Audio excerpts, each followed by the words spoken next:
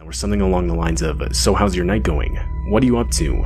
and various other seemingly harmless messages. To these, I didn't respond.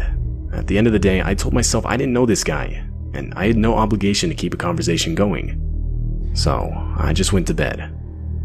But come morning, I would wake up to 20-something texts and multiple missed calls, all from the same number. It was again that same delivery driver. The last text was sent at 3 a.m., and as I scrolled through the texts, two in particular caught my eye. One of them read, "I'm outside your house," and the other said, "I can't see anything through your window. It's too dark." But that wasn't even the worst side, to find footprints in the snow that I knew for a fact were not there the other day. Meaning, this guy wasn't joking. He had actually showed up to my house, and by the looks of the footprints, had walked around it multiple times. I've since moved, and haven't received another text from the number. That was the first, and only time I will ever use a food delivery app.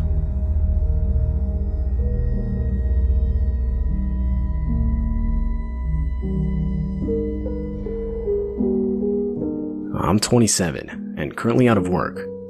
I recently got laid off at my job, as the company I worked for was starting to go under. So, in an effort to keep up with the bills, I started delivering for Uber Eats part-time. A couple of my friends suggested it, and so I figured I'd give it a try until I found another job. To my surprise, it was actually good money.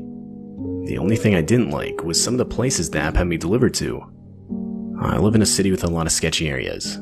I try to stay away from those areas while delivering, but there's only so much you can do. This night, a Saturday, I got a McDonald's order. I usually don't accept those ones, but this night was strangely dead. Which was weird, Saturday nights are usually the busiest for Uber Eats.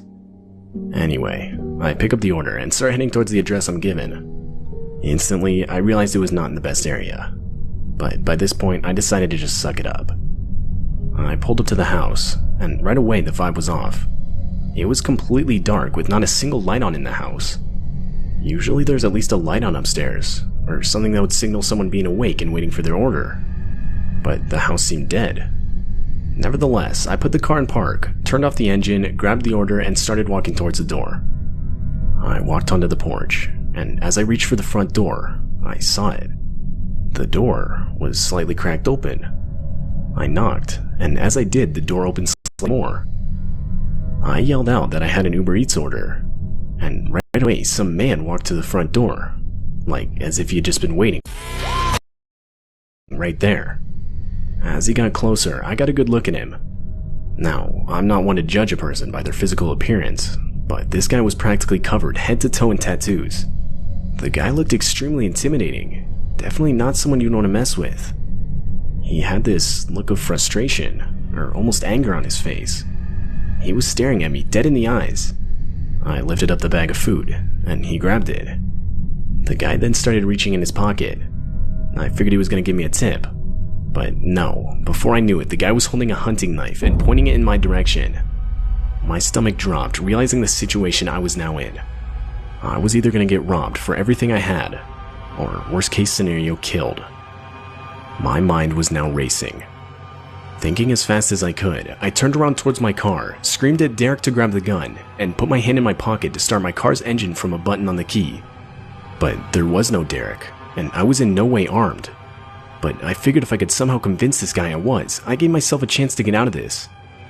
All I could do was pray that the threat along with the vehicle starting would be enough to convince this guy I didn't come here alone. And luckily it was. The guy shoved me back and slammed the front door. I ran back to my car and practically tore the door off trying to get in.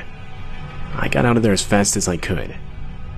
I would of course end up calling the police, but I never heard anything back about whatever ended up happening. I assumed they didn't find anything, and that the guy was long gone by the time they arrived on scene.